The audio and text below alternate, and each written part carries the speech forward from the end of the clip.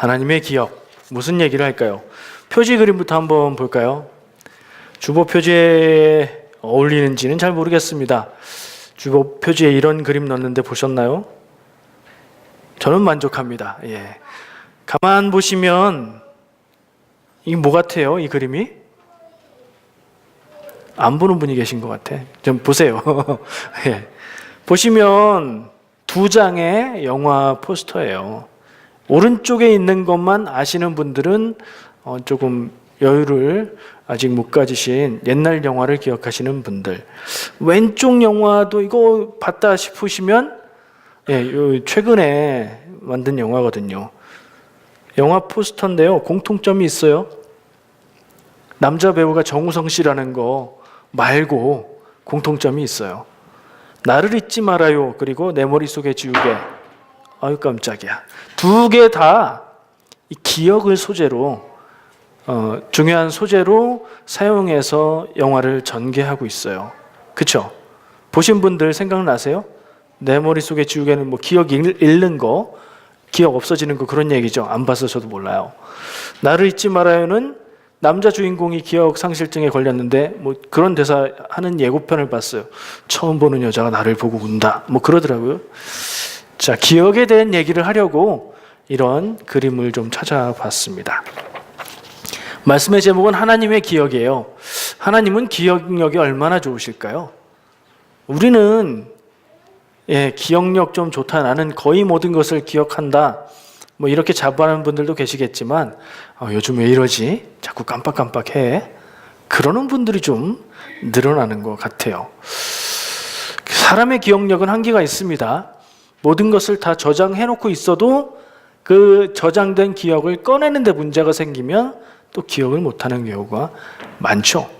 건망증이라고 하고, 심각하다, 심하다 싶으면 묻습니다. 치매 아니야? 이렇게 얘기를 하죠. 하나님은 얼마나 기억하실까요? 하나님은 건망증이 없으실까요? 하나님은 치매, 그런 거 없겠죠. 하나님인데. 근데 오늘 말씀의 제목은 하나님의 기억입니다. 오늘 본문 말씀 가운데 하나님이 기억하셨다는 얘기가 두 번 나와요. 24절에 25절에. 그렇죠? 하나님이 뭔가를 기억하셨어요. 무엇을 기억하셨을까요? 본문 내용 중에 나오긴 합니다. 오늘 그것에 대해서 함께 나누고 싶습니다. 오늘 말씀 본문을 읽었는데 그 배경이 어느 때인지 한번 짚어서 배경을 깔고 들어가면 좋을 것 같아요. 시간적인 배경, 성경의 이야기 가운데 시간적인 배경 어디쯤 들어갈 것 같아요? 누구 얘기죠 이게? 누가 주로 나오는 얘기예요? 하나님의 기억만 나오고 이스라엘 백성들의 고통이 나오는데 이 이야기의 배경과 주인공이 되는 사람은 모세예요. 모세가 나오면 일단 이집트와 출애굽, 요거를 생각해야죠. 모세가 살았던 인생은 이집트에서 살았던 인생과 광야에서 살았던 인생, 그리고 출애굽의 인생, 이렇게 40년 요 기간을 살았어요. 그러니까 그 기간 중에 있었던 일일 거예요. 그 중에 모세는 바로 앞에 22절에 보면 모세가 광야로, 미디안으로 떠나서 거기에서 아들들을 낳고 살았다는 얘기가 나와요. 모세는 왜 광야로 나갔죠? 전반 처음 40년은 모세가 어떻게 살았죠? 원래 태어나기로는 죽을 운명의 히브리 사람이었으나 이집트 공주가 그를 보고 양자 삼아서 이집트의 왕자처럼, 이집트의 왕자로 살았어요. 왕이 계승자가 되는 그런 사람은 아닐지라도 왕가에서, 궁궐에서 왕족같이 살았어요. 40년을. 몰라요. 하나님의 계획에 의해서 그렇게 그를 살게 하셨던 것 같아요. 근데 그 다음 40년은요? 한 번의 실수, 살인죄로 인해서 도망가요. 그래서 왕자로 살았던 삶을 뒤로하고 이집트에서 삶을 뒤로하고 미디안 사람들이 살고 있는 광야로 떠나갑니다. 그리고 거기 가서 목동이 돼요. 양치는 가축들을 기르는 목자가 됩니다. 그 동네에서 가축을 키우는 목자는 최하위 계층이에요. 정말 대단한 사람이었던 이집트 왕자로 살던 삶에서 아무것도 아닌 사람, 아무도 신경 쓰지 않고 아무도 마음에 여기지 않는 사람으로 40년을 살아요. 그 중간 40년 기간 중에 있었던 얘기예요. 왜냐하면 앞에 보니까 아들 낳고 살았던 얘기가 나오잖아요. 미디안 땅에 정착해서 살기 시작한 다음에, 그리고 말씀 가운데 시간을 알 수 있는 표현이 나오는데 여러 해 지나, 아들을 낳고 살면서 여러 해가 지났다 이거예요. 시간이 지났어요. 근데 뭐까지 지나가면 안 되냐면 하나님이 모세를 부르셔서 모세에게 사명을 주시고 이스라엘 백성을 출애굽하게 만드는 그 얘기는 아직 안 나왔어요. 그러니까 지금 이 나오는 말씀의 내용이 하나님이 기억하셨다 이 장면이 정확하게 언젠지 모르는 거예요. 근데 모세가 정착해서 산 이후로 얼마 지났고요. 그리고 출애굽의 사건은 아직 있기 전 그때쯤, 그러니까 앞으로 곧 있으면 모세를 통해서 하나님이 이스라엘 백성을 이집트에서 나오게 하셔서 가나안 땅으로 가게 하는 그 일들이 펼쳐질 바로 전 그 상황과 배경 가운데 이 이야기가 진행이 되고 있고요. 오늘 말씀에서 중요한 부분은 하나님이 기억하셨다 이거예요. 출애굽, 이집트를 탈출하는 역사가, 이집트를 나오는 역사가 왜 있었느냐? 하나님이 기억하셨기 때문에. 하나님이 뭘 기억하셨을까요? 말씀에 나와요. 아브라함과 이삭과 야곱과 약속하셨던 그 축복의 약속을 기억하셨다. 그 뭐였죠? 아브라함에게 하나님이 무슨 축복의 약속을 주셨죠? 내 후손으로 큰 민족을 이루겠다. 이삭에게도 야곱에게도 동일한 축복의 약속을 하나님이 주셨거든요. 하나님이 그 약속을 하나님이 그 약속을 기억하셨다는 얘기는 우리말의 기억이라는 단어는 잊어버렸다가 다시 기억났다는 얘기처럼 들리죠. 그래서 제가 아까 하나님이 건망증이 있으실까요? 이런 얘기를 꺼냈던 거예요. 마치 하나님이 잊고 계셨다가 다시 기억하셔서 일을 시작하시는 것처럼 들리게 기억이라는 단어가 쓰여져 있죠. 이스라엘 백성도 그렇게 생각했을지도 몰라요. 이스라엘 백성이 요셉 때문에 이집트로 들어가죠. 이스라엘 백성이라고 하면 그때는 야곱의 이름을 하나님이 이스라엘이라고 해주셨잖아요. 그 야곱의 후손들, 야곱의 아들들과 그 식구들, 그들이 이집트에 들어가서 살기 시작해요. 살기 시작한 때부터 출애굽, 나올 때까지의 기간이 얼마나 걸렸을까요? 이 이집트에서 살았던 기간이 굉장히 중요하거든요.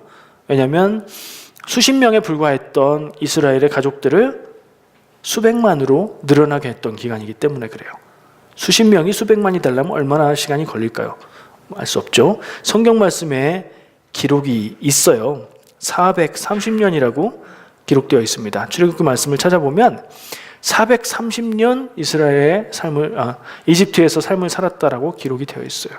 그러면 그 430년 기간 동안 수십 명이 수백만 명이 되는 기간 동안 내내 이스라엘 사람들이 이집트에서 핍박받고 고난받고 강제노역에 시달리는 그런 삶을 살았을까요? 처음부터 그렇게 살았으면 이렇게 불온하지도 못했을 것 같아요. 성경 말씀들을 찾아보니 350여 년 정도는 잘 살았어요. 번성하면서 잘 살았어요. 그래서 인구가 그렇게 늘어났어요. 인구도 늘어나고 하여튼 괜찮았어요. 근데 그 이후 430에서 350 빼면 몇 년이에요? 80년 정도, 100년 안 되는 그 기간 동안 새로운 이집트의 왕은 이 이스라엘 사람들을 위협적인 존재로 생각했어요. 그래서 그들을 탄압하는 정책을 썼는데 그들의 노동력은 사용하되 그들이 더 번성하지 못하게 막았고 그들을 강제노역에 동원을 했고 인구가 불어나지 못하도록 남자아이가 태어나면 죽이라고 명령을 한 거예요. 자, 그 430년의 기간을 지나서 수백만이 된 이스라엘 백성, 앞으로 하나님께서는 그들을 이집트를 나와서 독립하게 만드십니다.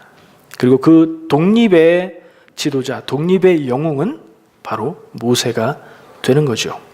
시간적인 배경은 그렇다고 생각하시고요. 저는 이 말씀을 읽으면서 어떤 삼각형, 삼각관계를 그려봤어요.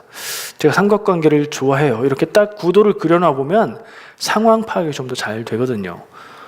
자, 여기서 그려지는 삼각관계, 하나님과 아브라함, 그리고 모세. 이 사람들이 무슨 관계가 있을까요? 하나님과.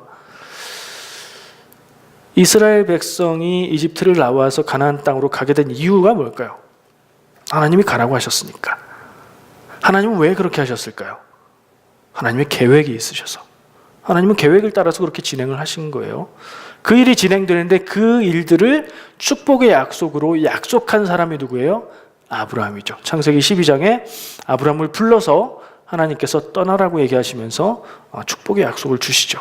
그 축복을 받은 사람은 아브라함, 그리고 이삭과 야곱. 근데 그 축복의 내용들을 이루어지게 하기 위해서 하나님이 사용한 사람은 모세죠. 지금 우리가 보고 있는 출애굽기의 초반 2장 말씀은 그 모세에 대해서, 모세의 삶과 그리고 하나님께서 왜 그를 그렇게 사용하시는지를 이야기하고 있는 배경에 해당합니다. 하나님의 기억을 생각해 볼게요. 아까 상상해 봤는데 하나님의 기억력이라는 말이 사실은 우스운 말이죠. 하나님은 전지전능하신 분, 거기에서 전지가 모든 것을 아신다는 말이잖아요. 모든 것을 아신다는 건 기억에 한계가 없다는 얘기죠. 그렇죠? 하나님은 모든 것을 아시는 분인데 오늘 본문 말씀을 아까 읽을 때에 느끼셨는지 모르겠지만 제가 얘기한 바대로 기억이라는 단어를 썼어요. 2번이나. 그래서 그 기억이라는 단어를 볼 때 하나님이 마치 이스라엘 백성이 아까 80여 년의 기간 동안 고생스럽게 살아가는 그 모습을 안 보고 잊어버리고 혹은 방치하고 있다가 때가 돼서 기억났다. 내가 축복하기로 약속했었지. 이런 것처럼 생각할 수 있다는 거예요. 근데 그런 상황은 좀 이상하죠. 하나님의 기억력에 한계가 있을 리도 없고 하나님이 건망증이 있을 리도 없는데 하나님이 모르는 것이 없는데 그러면 하나님은 아시면서 그렇게 놔두셨다는 얘기가 되죠. 고생 가운데 말씀 가운데 보면 하나님이 그들의 고통 소리를 들으시고 이 고통은 무슨 고통이었죠? 이스라엘 자손은 고된 노동으로 말미암아 탄식하며 부르짖었다. 그 고된 노동으로 말미암아 부르짖는 소리가 하나님께 상달된지라. 하나님이 선택하셔서 부르신 아브라함의 자손, 하나님의 백성들, 그들이 이집트 땅에서 잘 살고 번성하다가 고생하면서 살고 있는 그 소리를, 그 모습을 들으셨다는 거예요. 80여 년 그냥 놔두다가 때가 돼서 이들이 뭘 잘못했나요? 그래서 고생 좀 해봐라 그랬나요? 모르겠어요. 어쨌든 하나님은 뜻이 있으셔서 그 때가 돼서 그 고통소리를 들으셨고 그 고통소리에 응답하셔서 모세를 부르시게 되는 거예요. 그 중요한 시점에 기억이라는 단어를 쓰고 있습니다. 하나님의 기억을 생각하다 보니까 24절, 25절에 2번 쓰인 기억이라는 단어를 살펴보게 됐어요. 우리말에서는 똑같은 단어예요. 24절에 있는 기억이나 25절에 있는 기억이나. 하나님이 그의 언약을 기억하셨다라는 표현이 있고요. 24절에는. 마지막 25절에는 하나님이 그들을 기억하셨더라. 이렇게 한 번 더 얘기하고 있어요. 같은 말을 반복하는 것 같은데 원문 찾아보면 한글로 번역되기 이전에 그 단어를 찾아보면 원어는 그 단어를 다르게 쓰고 있어요. 그러니까 각각 다른 말이에요. 그리고 그뿐 아니라 지금 우리가 보고 있는 개역 개정 성경 말고 그 이전에 개역 성경을 보면 이 25절의 기억은 권념하셨더라. 알 수 없는 그런 말로 쓰고 있어요. 념은 생각했다는 얘기 같은데 근데 그거를 기억하셨더라라는 말로 바꿨어요. 여기서 생각해 봐야 되는 부분이 있습니다. 번역이라는 거, 번역. 이번에 한국의 한강이라는 소설가가 굉장히 유명한 문학상을 받았대요. 영국의 맨 부커라는 상을 받았다는데 사실은 그 한강 씨가 쓴 소설, 채식주의자, 그 한글 소설이 상을 받은 게 아니죠. 영국에서 그 한글 소설이 어떻게 상을 줘요? 그 책을 영어로 번역했어요. 그리고 그 번역된 영어 소설이 참 좋아서 상을 받은 거예요. 그럼 그 상은 누가 받아야 돼요? 원작자인 한강씨의 상인가요? 아니면 번역한 사람이 받아야 될 상인가요? 그리고 그 한강씨가 수상하면서 얘기할 때 번역을 잘 해주셔서 좋은 번역 때문에 상을 받았다라고 표현할 정도로 번역을 잘 했대요. 만약에 번역을 형편없이 했다면, 전 그런 경험이 있어요. 학교 다닐 때 이스라엘 역사를 배우는데요. 신학대학이니까 이스라엘 역사를 배워요. 교재가 있어요. 이스라엘 역사 책이에요. 그 당시 가르치셨던 교수님이 번역해 놓으신 독일 학자가 쓴 책이에요. 한글로 번역돼 있어요. 읽는데 우리나라 말로 써 있는데 무슨 말인지 모르겠어요. 그렇게 번역을 하는 경우들이 있어요. 번역하는 사람들은 주로 그 나라 가서 유학했던 사람들이거든요. 유학생을 오래 하다 보면 그 나라 말이 더 익숙해져 버리는 거예요. 우리말을 하긴 하는데 잘 표현 못해요. 그래서 번역은 그 번역되는 말을 더 잘하는 사람이 해야 돼요. 아마 그 한강씨의 소설을 번역한 사람도 영어를 굉장히 잘하는 사람이 아니었을까 생각을 해요. 성경 번역에 대해서 얘기하려고요. 우리가 읽고 사용하고 있는 이 성경, 한글 성경이잖아요. 애초에 한글로 써지지 않았잖아요. 번역됐죠. 번역된 성경이에요.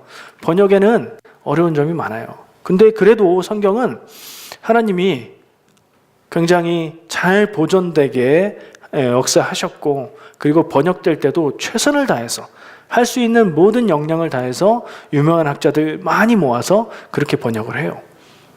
그래서 크게 틀리거나 잘못되는 경우는 없는데, 오늘 말씀을 보다 보니까 24절에 기억했다는 우리말 단어로 기억이라고 표현할 수밖에 없었지만 그렇게 써놓으니까 이상하게 느껴지는 점이 있어요. 그리고 24절의 기억과 25절의 기억이 같은 말이 아니더라고요. 그래서 우리말 성경을 볼 때는 번역이라는 점을 우리가 늘 기억하면서 볼 필요가 있어요. 이상하다 싶으면 영어 성경을 펴봐도 좀 더 이해가 잘 될 때도 있어요. 완벽히 대응하는 번역할 때 서로 다른 언어를 가지고 번역하기 때문에 완벽하게 대응되는 말을 찾기가 어려워요.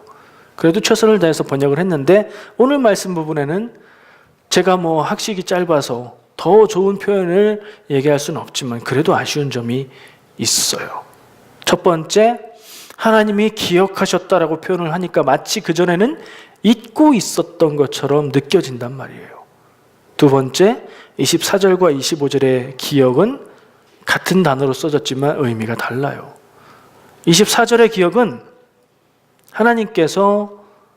하나님이 약속하셨던 그 축복의 내용을 생각하셨다는 거예요. 그래서 지금까지 고난과 고통과 어려움 중에 살고 있던 그 하나님의 백성들을 돌아보시고 그 축복의 약속들을 생각하시고 이제 일을 하신다. 그들의 형편의 변화가 되는 일들이 이제 시작된다. 그런 의미로 받아들일 수 있어요. 하나님이 때가 돼서, 하나님이 계획하신 때가 돼서 상황이 무르익어서 그래서 이제 하나님의 일이 시작된다. 이렇게 이해해야 되는 24절의 기억은 그런 의미를 담고 있어요. 25절의 기억은요, 아까 권념하셨다 그 말이 쉬운 말은 아니지만 오히려 오해는 없을 것 같아요. 마음에 두고 생각하고 마음을 쓰고 그랬다는 거예요.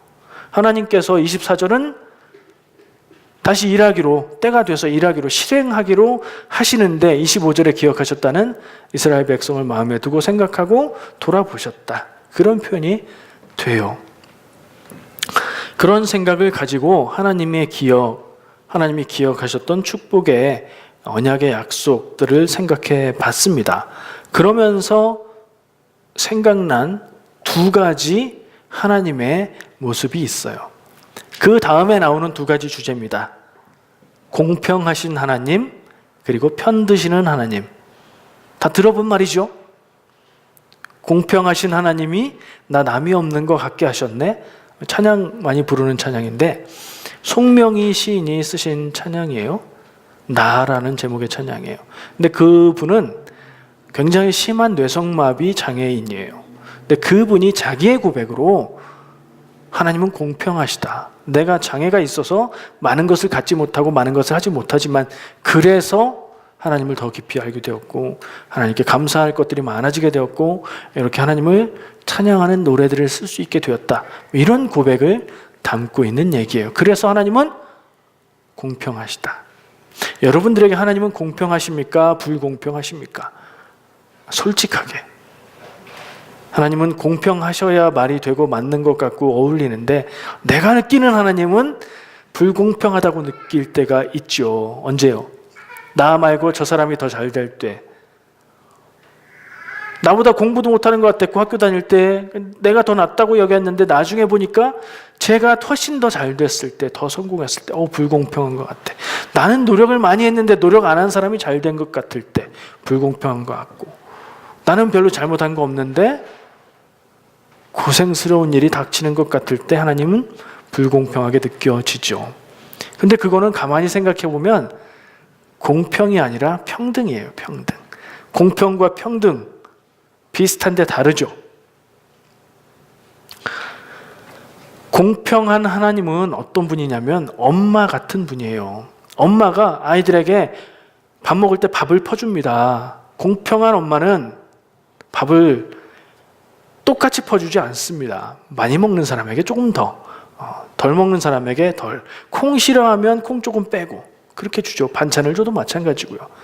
칭찬을 해줘도 그렇고 어떤 걸 대하든지 간에 그 자기 자녀의 모습과 생각과 상태와 마음을 알기 때문에 거기에 맞게 대하죠. 그게 공평이에요. 근데 평등하게 대하는 건 뭐예요? 6살짜리 아이나 10살짜리 아이나 똑같이 밥 한 그릇 딱 주고 다 먹어. 그게 평등이죠. 평등이 좋아요? 공평이 좋아요? 여러분들 평등에 대해서 많이 얘기하는 지금 세상이잖아요. 저는 평등보다 공평이 좋습니다. 똑같이 받고 똑같이 가지지 않아도 나를 알고 나를 깊이 사랑하시는 하나님이 나에게 필요한 만큼 나에게 딱 맞게 주시는 그런 하나님이 저는 좋습니다. 에스겔 18장 말씀에 보면 공평의 하나님에 대해서 불평하는 이스라엘 백성의 얘기가 있어요. 거기서 뭐라고 하냐면 에스겔 선지자의 예언의 말씀을 통해서 하나님의 말씀으로 하는 말씀이 너희가 하나님을 불공평하다고 얘기하느냐? 아니다. 니들이 불공평한 거다. 이게 가까이 2절에 거의 똑같이 반복돼서 나와요. 우리한테 대입할 수 있어요. 하나님 이거 불공평해요 라고 말하는 원망의 마음을 가지고 하나님에게 하나님 불공평합니다. 내가 뭘 잘못했길래 왜 나만요? 이런 마음이 있을 때 하나님의 응답은 내가 불공평한 게 아니라 네가 불공평한 거야. 네 원망의 마음이 적절하지 않은 거야. 이런 음성으로 들릴 수 있는 것 같아요. 하나님의 공의 하나님이라고 얘기하죠. 하나님의 공의를 벗어난 것은 죄입니다. 하나님의 오르심 밖에 있으면 죄예요. 성경에서 많은 예를 들어서 하나님의 공의를 벗어나는 죄에 대해서 얘기하고 있어요. 그러면 죄에 있는 사람이, 죄 지은 사람이 하나님 공평하지 않아요 라고 얘기하면 그 말을 하는 그 마음이 틀린 거예요. 하나님은 공평하신 분입니다. 마태복음 25장 15절에 보면 우리가 잘 알고 있는 말씀이 나와요. 예수님께서 비유로 얘기하시는데 어떤 주인이 멀리 떠나가면서 종들에게 달란트를 맡겨줬는데 몇 달란트 이렇게 맡겨줬다. 근데 어떤 사람은 많이 5달란트 받아서 5달란트 남기고 1달란트 받은 사람은 그거 묻어뒀다가 그대로 가져왔다. 뭐 이런 얘기 기억나시죠? 달란트 비유. 거기에서 중요한 부분이 있어요. 이거 열심히 노력해라. 뭐 이런 얘기로 들리기도 하는데 그것보다 또 다르게 보이는 포인트가 25장 15절 말씀에 보면 그들에게 그 3명의 종들에게 주인이 자기의 재산 달란트를 맡겨주는데 어떻게 줬냐면 그 차등을 두어서 준 기준이 있어요. 각각 그 재능대로 달란트를 주었다라고 얘기해요. 주인은 종들이 일하는 모습을 늘 보았고 알았기 때문에 그들의 능력에 맞게 달란트를 맡겨준 거예요. 그러면 이거는 공평한 건가요? 그게 공평한 거예요. 그럼 이건 평등한 건가요? 아니요, 평등하진 않죠. 차등을 두어서 줬으니까. 그러나 완벽하게 그들의 능력을 아는 주인이기에 공평하게 그 능력에 맞게 준 거예요. 그래서 1달란트 받고 일하지 않고 남기지 않은 그 종이 혼난 거예요. 노력하지 않았기 때문에. 그게 성경에서 이야기하고 있는 공평입니다. 공평과 평등이 말은 비슷해요. 의미도 대략 비슷한데 달라요. 영어 단어로 한번 생각해 봤어요. 그러면 또 이해가 잘 되니까. 공평은 뭐예요? 영어 단어로 바꾸면 fairness인 것 같아요. 제가 생각하기에. 평등은 뭐죠? equality. 그냥 같은 거. 숫자적으로 양적으로 같은 게 평등이고요. 공평한 건 fair한 거예요. 그죠? 하나님께서 우리를 기억하시고 대하실 때, 하나님께서 이스라엘 백성을 대하고 무언가를 허락하실 때 하나님은 공평하게 모든 것을 다 아시는 하나님이 그들에게 맞게 그 완벽한 때에 허락하시는 분이에요. 그렇게 생각해 보면 하나님은 이스라엘 백성이 80여 년 고통 가운데 있는 것을 잊었거나 무시했거나 방치한 것이 아니라 그만큼의 시간이 필요했던 거예요. 그래서 때가 돼서 하나님은 기다리셔서 그 때를 하나님이 일해서 이루셔서 그 때가 돼서 하나님은 일하기 시작하셨다는 뜻이 24절에 있는 기억하셨다에 담겨 있는 의미라고 봐요. 제가 공평하신 하나님과 편드시는 하나님 생각이 났다고 했죠. 공평한 거하고 편드는 거하고 이게 어때요? 내용이 반대인가요? 공평한 하나님은 좋죠. 편드는 하나님은 좋죠. 내 편을 들어주면. 나 말고 내 상대가 되는 내 반대편을 들어주면 안 좋죠. 그럴 때 하나님 불공평해요? 이렇게 얘기가 나오는 거예요. 근데 하나님이 편드신다는 건 성경 말씀, 오늘 본 말씀 가운데 나타나는 걸 제가 봤어요. 오늘 말씀을 보니까 이스라엘 자손이 고된 노동으로 힘들고 괴로워하고 막 죽겠어요. 근데 그 부르짖는 소리가 하나님께 상달됐다고 그래요. 이 사람들 기도도 안 했나 봐요. 하나님이 그들의 고통 소리를 들으시고 그들의 기도 소리가 아니라 그들의 고통 소리를 들으시고 하나님이 아브라함을 선택하신 그 아브라함의 후손 백성이라는 점 빼고 보면 이 사람들 신앙 없는 사람들 같아요. 좀 심한가요? 기도해야지, 고통스러우면. 그죠? 근데 기도하지 않았어요. 고통 가운데, 그냥 고통 가운데 몸부림치고 신음하고 그렇게 힘들게 살고 있었어요. 하나님은 그들의 그 모습을 보신 거예요. 그들의 그 고통을 소리로 들으신 거예요. 그걸 기도로 들으신 거예요. 그리고 나서 그들의 편을 들으시는 거예요. 물론 그들이 하나님이 선택한 백성이기도 하지만 출애굽한 이스라엘 사람들 가운데 이스라엘 족속이 아닌 사람들이 섞여 있거든요. 말씀에 보면 다른 종족들도 섞여 있는 걸 알 수 있어요. 그러나 그들 다 하나님의 백성으로 여겨졌어요. 그들이 고통 가운데 있었기 때문에 하나님은 그들의 편을 드셨어요. 편드는 하나님이 단적으로 드러나는 부분이 있어요. 출애굽기 21장 말씀에 보면 21장 23절, 25절 말씀 제가 읽을게요. 생명은 생명으로, 눈은 눈으로, 이는 이로, 손은 손으로, 발은 발로, 된 것은 된 것으로, 상하게 한 것은 상함으로, 때린 것은 때린 것으로 갚을지니라. 이 내용이 하나님께서 이스라엘 백성들에게 법을 주시는, 율법을 주시는 내용이에요. 그러니까 이 내용이 하나님의 법이에요. 하나님의 법의 원칙이라고 할 수 있어요. 이걸 동해복수법이라고 해요. 한 사람이 다른 사람에게 해를 입혔어요. 때렸어요. 때려서 이빨이 2개가 부러졌어요. 그러면 이 사람도 이빨 2개 부러지는 해를 벌로 받아야 된다. 이게 원칙이에요. 예수님께서는 신약에 가서는 용서하라고 70번씩 7번 혹은 하루에 7번이라도 용서하라고 말씀하시죠. 이게 반대되는 내용 같은데 반대되는 내용이 아니에요. 전혀 모순되는 내용이 아니에요. 동해복수법은 똑같은 것으로 갚아서 벌 줘야 된다는 건 지금 하나님의 이름으로 하나님의 권위로 정해진 법이에요. 그렇다면 이 법이 적용될 때는 어때요? 때린 사람을 벌 주는 데 사용이 되겠죠. 만약에 이 법이 없다면 무법천지라면요. 어떤 일이 발생할까요? 힘 있는 사람은 약한 사람을 때려도 아무 벌도 받지 않고, 가장 힘센 사람이 대장이 되고, 약한 사람들은 뺏기고 맞고 모든 것을 잃고 죽임당하고 그런 세상이 되겠죠. 하나님의 법도 이렇지만 세상의 법의 정신도 마찬가지예요. 약한 자를 보호하는 게 법의 기본이에요. 약한 자를 보호하려면 더 큰 권위가 그거를 정해 줘야 돼요. 이 동해복수법이 밝히고 있는 바는 뭐냐? 하나님의 뜻이 뭐냐? 하나님의 권위로 약한 자를 보호하는 법, 그리고 힘 있는 자가 약한 자를 핍박하는 건 안 된다. 이 하나님의 뜻이 담겨 있는 거예요. 동해복수법을 통해서 저는 편드시는 하나님의 그 마음을 단적으로 봤어요. 누구 편을 들어요? 힘센 사람 편을 들어요? 이기는 편, 내 편? 아니에요. 약한 자의 편을 들어주시는 하나님. 기분이 좋으세요? 무서우세요? 무서울 수도 있고 기분이 좋을 수도 있어요. 내가 약한 자라고 생각하고 계시다면 든든하죠. 내 편을 들어주시니까.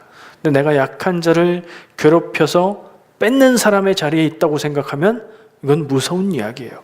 하나님이 내가 괴롭히는 사람의 편에서 내가 가한 해를 하나님께서 나에게 주신다, 이렇게 생각하면요, 내가 약한 자들의 편에 서지 않을 때는 하나님의 적의 위치에 있게 된다는 생각을 할 수 있게 되잖아요. 그래서 내가 서 있는 자리가 참 중요합니다. 내가 약자의 자리에 있다면 인생은 고달프고 고난스러울지라도 다행이에요. 하나님이 내 편이 되시니까. 내가 그들을 괴롭히는 자리에 있다면 인생 편하고 즐겁겠지만 이건 하나님의 대적이 되는 무서운 자리에 있는 겁니다. 여러분은 어디에 서 있습니까? 이런 부분들을 생각해 볼 때에 공평한 하나님은 편들어 주시는 하나님인 거예요. 공평한 하나님이 누굴 편들면 공정하지 않다, 이거 아니에요. 이게 같은 개념이에요. 하나님의 계획, 이제 거의 마지막까지 왔어요. 하나님의 기억에 대해서 이야기를 했습니다. 그리고 하나님의 기억은 가만히 생각하고 묵상해 보니 하나님의 계획이더라고요. 무슨 말이냐면, 기억했단 얘기는 원래부터 그럴 내용이 예전부터 있었단 얘기죠. 계획되어 있었단 얘기예요. 하나님이 이럴 계획을 가지고 계셨기 때문에 그걸 기억할 수 있는 거죠. 약속하셨잖아요. 하나님이 아브라함에게 약속하셨어요. 이렇게 해갈 계획이 다 서 있었어요. 하나님은. 그래서 기억하셨다는 걸 생각할 때, 하나님은 이스라엘 백성을 이집트에서 번성하게 한 후에 출애굽하게 하셔서 가나안 땅으로 가서 하나님의 백성으로 살게 하실 계획을 가지고 계셨구나, 이걸 기억할 수 있는 겁니다. 아브라함과 이삭과 야곱에게 세웠던 그 하나님의 언약, 그 약속, 축복의 약속, 이게 이미 있었기 때문에 하나님은 그것을 다시 생각하신 거죠. 아브라함과 이삭과 야곱은 사실은 하나님 앞에 이런 축복을 구하거나 원한 적이 없어요. 아브라함이 하나님이 떠나라 라고 하셨을 때, 네, 떠날게요. 그럼 저한테 뭐 주시겠습니까? 제 후손들이 굉장한 나라가 좀 됐으면 좋겠습니다. 이렇게 원한 적이 없어요. 떠나라 라고 말씀하셨을 때 순종했고, 그 순종한 아브라함을 통해서 하나님은 이런 계획을 가지시고 축복의 약속을 해 주셨던 거예요. 그래서 아브라함이 특별하거나 뛰어나거나 놀라운 믿음을 가진 사람일 필요가 없었던 거예요. 하나님의 부르심에 그냥 순종만 하면, 그러면 그 하나님의 계획과 약속 안에서 축복의 백성이 되는 거예요. 자, 이제 남 얘기를 그만하고 우리에게로 오늘 이 하나님의 기억에 대한 이야기들을 적용해 보려고 합니다. 베드로후서 3장 9절 말씀에 보면, 주의 약속은 어떤 이들이 더디다고 생각하는 것 같이 더딘 것이 아니다, 이런 말씀이 있습니다. 하나님의 약속은 사람들이 더디다고 생각한대요. 하나님이 축복 약속해 주셨는데 지금 내가 사는 모습은 그 복 받는 모습이 아니라 괴롭고 힘들고 안 되는 것 같고 반대인 것 같을 때, 그런 때 사람들은 하나님의 약속은 참 더디다, 늦다, 이렇게 생각한다는 거죠. 근데 그 말씀에 계속 이어서 오직 주께서는 너희를 대하여 오래 참으사 아무도 멸망하지 아니하고 다 회개하기에 이르기를 원하시느니라. 하나님의 구원의 때가 우리를 기다리고 있다는 거죠. 하나님의 계획이 이루어지는 때가 있는 거예요. 근데 그때는 우리 마음대로 그 시점을 정하고 우리가 원하는 대로 이루어지는 게 아니에요. 하나님의 계획과 일의 되어짐에 따라서 하나님의 때가 이르러야 그 일이 이루어지는 거예요. 잠언 16장 9절에 이런 말씀도 있습니다. 사람이 마음으로 자기의 길을 계획할지라도 그의 걸음을 인도하시는 이는 여호와시니라. 사람이 우리 길을 계획하죠. 하나님 앞에 기도하면서 길을 찾아간다고 하지만 때로는 하나님의 뜻을 명확하게 알 수가 없어서 우리가 하나님의 뜻이라고 생각하는 그 길을 따라서 우리의 계획대로 나가죠. 그러다 보면 하나님의 뜻이 아니었나 싶게 막히고 안 되고 막 그럴 때도 있고요. 제대로 잘 찾아가서 하나님 감사합니다. 하나님이 이렇게 하려고 이렇게 복 주시려고 이렇게 하셨군요 라고 고백할 수 있는 잘 길을 찾아가는 계획도 있을 수 있어요. 그러나 계획은 우리가 하지만 하나님의 인도하심을 따라서 살고 하나님의 인도하심을 기억하고 살아가는 것이 우리에게 참 중요하다는 그런 말씀을 주고 있는 것 같습니다. 결론을 한 문장으로 이야기해 볼게요. 오늘 제가 기억 얘기도 하고 공평하고 편드시고 이런 얘기도 하고 하나님의 계획 얘기도 했는데 우리가 생각해야 될 바는 나를 향한 하나님의 계획이 있다는 거예요. 이스라엘 백성을 향한 하나님의 계획이 있었던 것처럼 나를 향한 하나님의 계획이 있다. 그 하나님의 계획을 믿고 지금의 삶이 힘들고 고달프다면 그 하나님의 계획을 믿고 이기며 살아가는 능력의 삶을 살자. 이게 제가 오늘 종합해서 한 문장으로 이야기하는 결론입니다. 다시 한번 말씀드릴까요? 나를 위한 하나님의 계획이 있으심을 믿고 삶의 고난을 이기며 살아가는 능력의 삶을 살자. 그렇게 살았으면 좋겠습니다. 저도 여러분도 하나님의 뜻과 계획이 있다는 것을 우리가 믿고 나갈 때에 지금의 삶의 모습이 어떤 모습일지라도 의미가 있습니다. 지금의 삶이 굉장히 좋고 영화롭고 잘 되고 잘 나가는 것 같을지라도 하나님의 계획을 우리가 염두에 두지 않으면 그 순간의 일들로 끝입니다. 그러나 지금의 삶이 어렵고 힘들고 외롭고 아프고 그럴지라도 하나님이 내 삶을 향한 계획이 있으심을 믿을 때에 이 고난이 의미가 있게 되는 줄 믿습니다. 그것을 꼭 기억하고 살아가시기를 축복합니다. 기도하겠습니다.